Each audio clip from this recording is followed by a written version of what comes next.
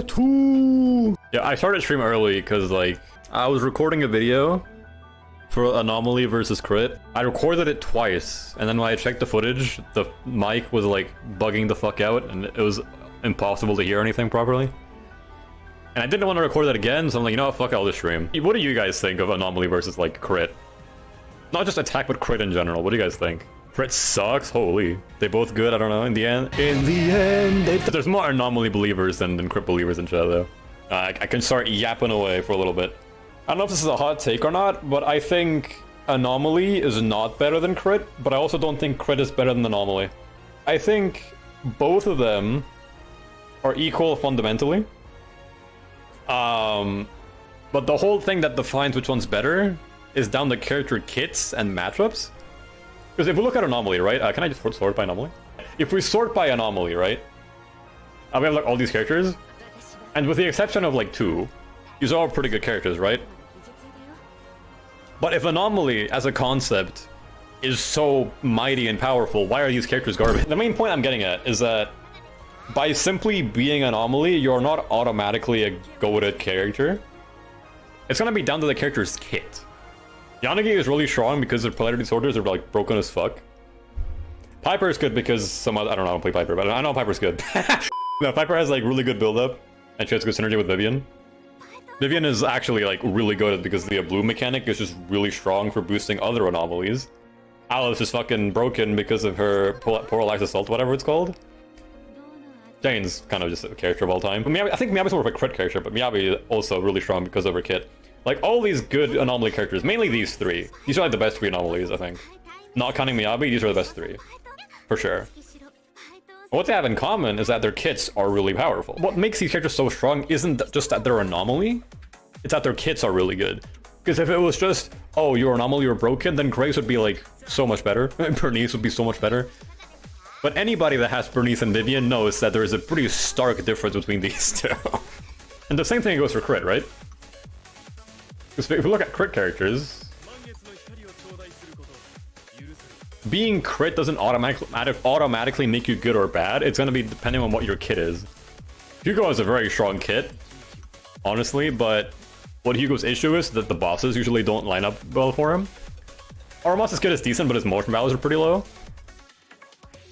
Each one is just good, but it's dependent on like strong buffs. Evelyn is just good outright. If we look at the things in a vacuum, Crit and Anomaly are pretty equal, because you look at Anomaly, right? At base, it's just a meter that you fill up, and when it's full, you do damage. That's it, right? You look at Crit, you do fucking anything, you do damage. There's nothing really separating those two in a vacuum. They kind of just exist, and they both do an arbitrary number of damage. What about Nakamata? Nakamata exists and is a character of all time. I'm not saying attack characters aren't bad, because there's some pretty fucking bad ones. But, the point I'm getting at is that character strength isn't defined by a class, but by their kit. The main thing that would make people sway, like, towards Anomaly, I guess, is that it's easier to start playing, because at base level, every Anomaly plays the same, kind of. To where, okay, build Anomaly meter, do damage, woohoo! Well, Anomaly doesn't really have more team comps access now. It's kind of the same. Like, you can play Anomalies with each other, but you can also play attackers with other Sunners and like shit. Like, the actual team variety is kind of the same. You can't play attackers with attackers, I guess. But the actual team variety is kind of the same for all the characters, realistically. But the thing that would make one clash better than the other isn't even, like, just outright, like, okay, Anomaly's better or Crit is better. It depends on what content currently exists. If we look at endgame, right?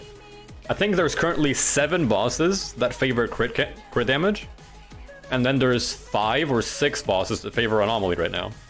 Although one of the crit bosses doesn't exist, it's fucking Butcher. The thing that you have to understand about this game is that different bosses are designed to be good for different characters, and the whole name of the game is matchups.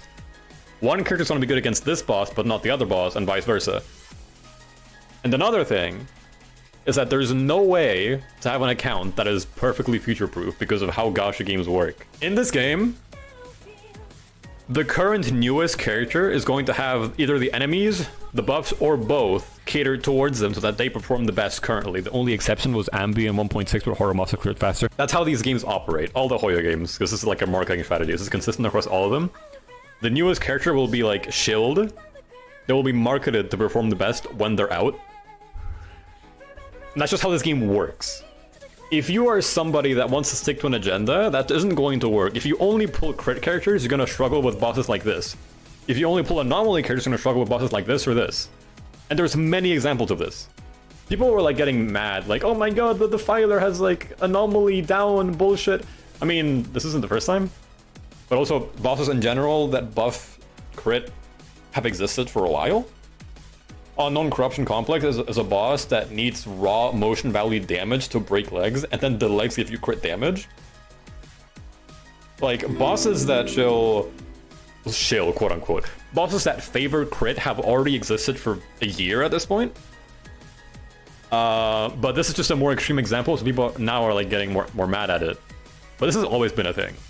But the point I'm getting at, right, not even endgame, just back to Anomaly versus Attack, is that there isn't a definitive winner because at the end of the day, different bosses want you to play different things. So you shouldn't sway to either only play Anomaly or only play crit. I think you're better off just pulling whatever the fuck you want so you have a decently varied roster and then you can play whatever the hell. Because if you're someone that wants to stick to like one agenda, some boss is going to fuck you up because that's just how this game works. Different bosses, different matchups. And because of that, there's never a definitive better class. Even if powerhouses like Miyabi or like Alice exist, that are Anomaly characters, that doesn't mean Anomaly is the best fucking shit in the video game ever. It's just, maybe someday in the future we get like a broken as fuck attacker. I'm not gonna say it's Attack Zone Zero, no, it's just that character is really good because there's good content for them. And that's kind of the point I wanted to get at. There is no Anomaly Zone Zero, there's also no Attack Zone Zero. It just depends on what's currently happening. And you shouldn't only focus on one class, they are both things that you should invest into. Anyway, voice act the ults, so true. Let order and madness dance!